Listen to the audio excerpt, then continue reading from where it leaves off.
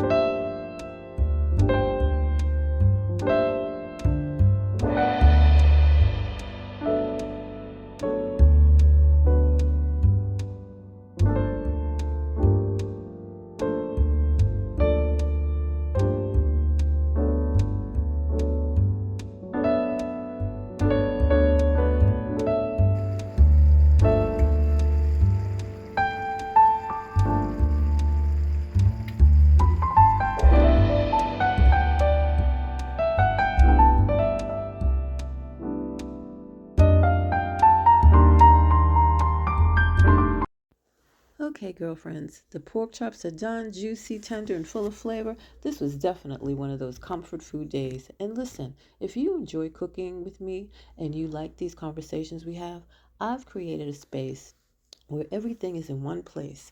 Now you can join me over on Substack as Sister Girl Second Act. That's where I share reflections, encouragement, recipes, and real conversations for women in their second act. I also have my podcast there too. So you can listen whenever you need a little, motivation or just someone to talk life through with.